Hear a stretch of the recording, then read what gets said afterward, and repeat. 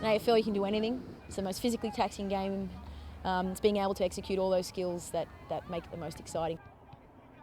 It's so challenging and demanding, so you're kind of running your guts out, and you got the physicality of using your whole body to kind of tackle someone, and you've got to really have great skill because you've got to get this sort of oval shaped ball and sort of hit it perfectly in the right part of your foot to kind of get the right distance. AFLW has been awesome for women. Now, we can't shut the doors because there's so many people coming through. So, I mean, its growth has been brilliant.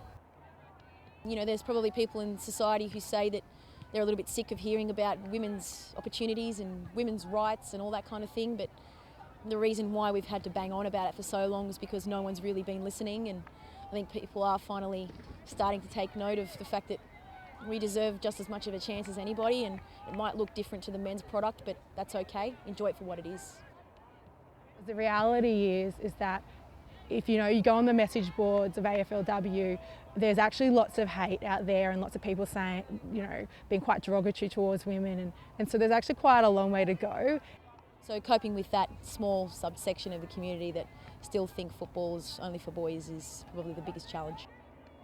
When you have women in that space going, hey, I play football and I coach football and I umpire football and I love the camaraderie and that's the space that I want to be in and I can tackle, it changes how we define what a woman can be. When somebody feels empowered to stand up, it makes it easier for that person next to them to stand up and say, I'm challenging the standard convention. We can aspire to be sports stars, which I think is really powerful.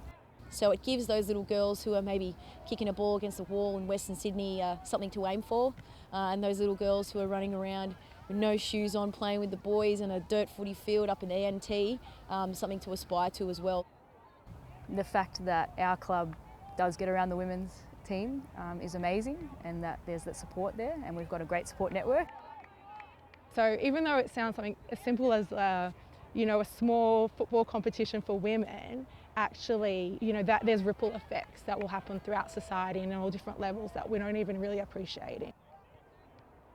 The possibilities are endless. You can do absolutely anything, and I'm glad that Australia is really getting behind women's football because it's about time.